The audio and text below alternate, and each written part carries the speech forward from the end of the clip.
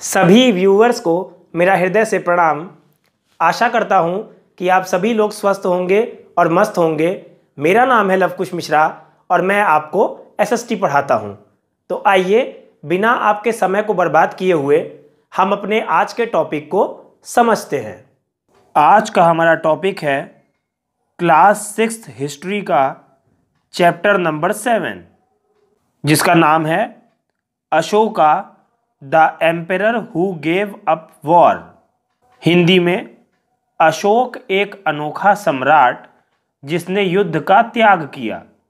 हम दोनों भाषाओं में पढ़ेंगे और इजी वे में आपको समझाने का प्रयास करेंगे। तो आइए इस चैप्टर को समझते हैं।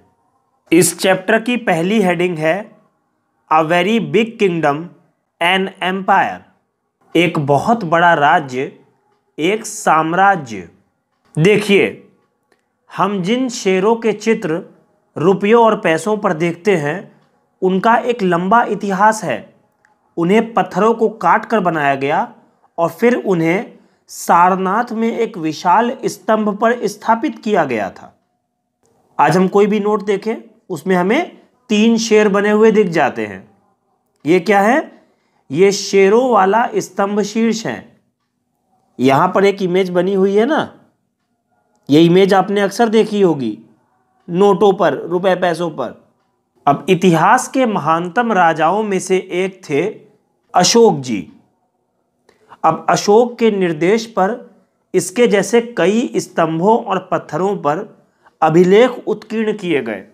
अभिलेख मतलब इंस्क्रिप्शंस। राजाओं के द्वारा लेख लिखवाए जाते थे। अब इसके पहले कि हम यह जानें कि इन अभिलेखों में क्या लिखा है, यह समझने की कोशिश करें कि उनके राज्य को साम्राज्य क्यों कहा जाता है। अशोक जिस साम्राज्य पर शासन करते थे उसकी स्थापना उनके दादा, जिनका नाम चंद्रगुप्त मौर्य है, उन्होंने लगभग 2300 साल पहले की थी। चाणक्य या कौटिल्य नाम के एक बुद्धिमान व्यक्ति ने चंद्रगुप्त की सहायता की थी। चाणक्य के कई विचार हमें अर्थशास्त्र नाम की किताब में मिलते हैं, जिसको चाणक्य ने ही लिखा था।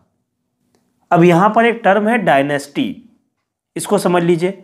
डायनेस्टी को हिंदी में क्या कहते हैं? वंश।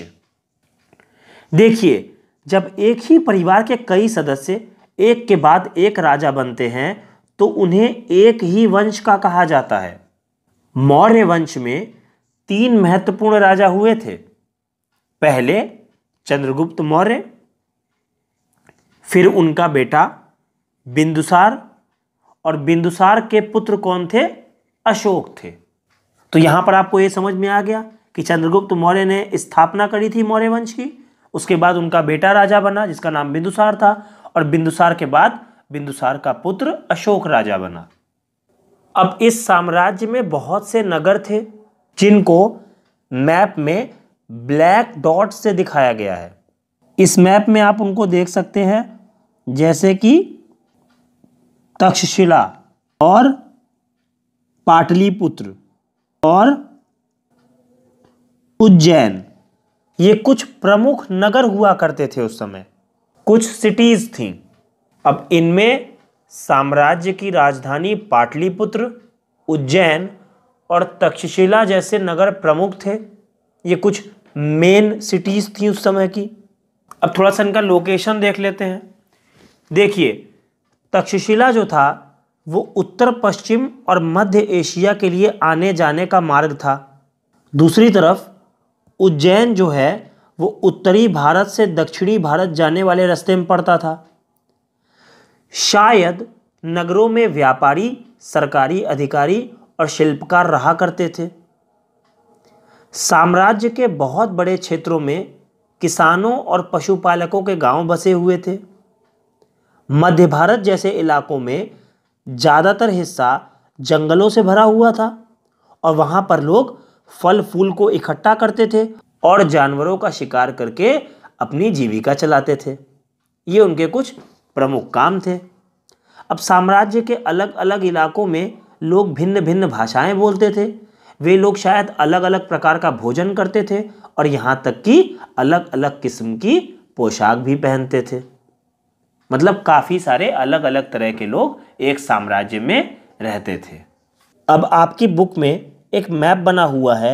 इस मैप में रेड डॉट से बहुत सारी जगहों को दिखाया गया है।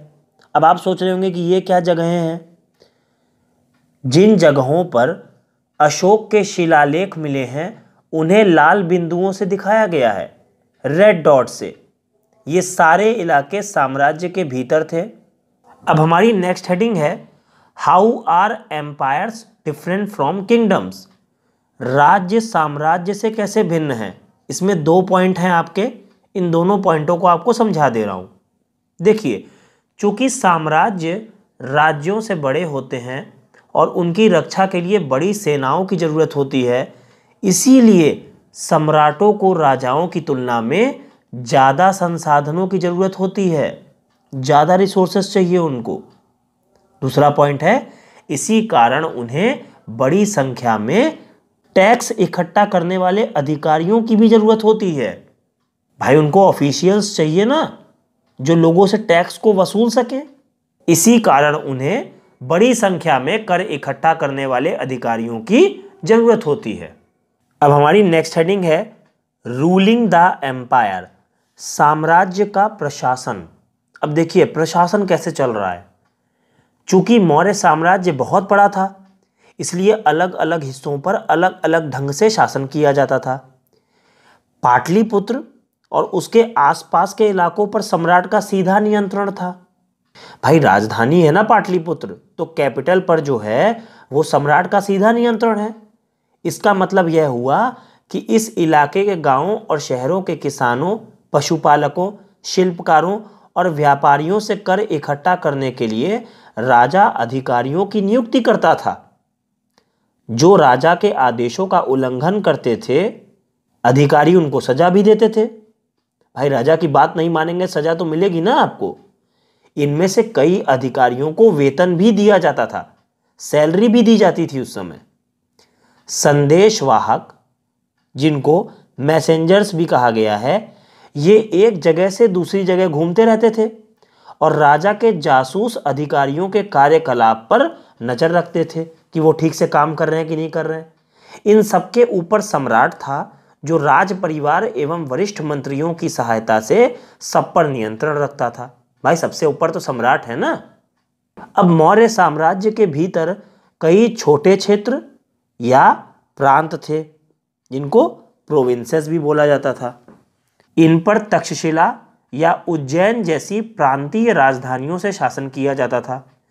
कुछ हद तक पाटलिपुत्र से इन क्षेत्रों पर नियंत्रण रखा जाता था और अक्सर राजकुमारों को वहां का राज्यपाल या गवर्नर बनाकर भेजा जाता था। लेकिन ऐसा लगता है कि इन जगहों पर स्थानीय परंपराओं और नियमों को ही माना जाता था। प्रादेशिक केंद्रों के बीच विस्तृत क्षेत्र थे। इनके इलाकों में मौर्य शासक सिर्फ मार्गों और नदियों पर नियंत्रण रखने की कोशिश करते थे, जो कि आवागमन के लिए महत्वपूर्ण थे। अब यहां से उन्हें जो भी संसाधन कर और भेंट के रूप में मिलते थे, उसे इकट्ठा किया जाता था। और उदाहरण के लिए अर्थशास्त्र में यह लिखा है कि उत्तर पश्चिम कंबल के लिए और दक्षिण भारत सोने और कीमती पत्थरों के लिए प्रसिद्ध था। संभव है कि संसाधन नजराने के रूप में इकट्ठे किए जाते थे। अब बात आती है कि सर, नजराना और ट्रिब्यूट क्या है। नजराना को ही इंग्लिश में ट्रिब्यूट बोलते हैं। तो यहाँ पर ट्रिब्यूट की एक डेफिनेशन लिखी हुई है, इसको समझ लेते हैं। जहाँ कर यानी कि टैक्सेस नियमित ढंग से इकट्ठे किए जाते थे, रेगुलर बेसिस पर इकट्ठे किए जाते थे, वहीं पर नजराना जो था वो अनियमित रूप से जब भी संभव हो इकट्ठा किया जाता था। ऐसे नजराने विविध पदार्थों के रूप में प्रायः ऐसे लोगों से लिए जाते थे जो स्वेच्छा से इसे देते थे, मतलब अपनी मर्जी से इसको देते थे। और अंत में जंगल वाले इलाके आते थे। वहाँ रहने वाले लोग काफ़ी हद तक स्वतंत्र थे। उनसे यह उम्मीद की जाती थी कि वे मौर्य पदाधिकारियों को हाथी, लकड़ी मधु यानी कि हनी और मोम यानी कि वैक्स जैसी चीज़ें ला करके दें।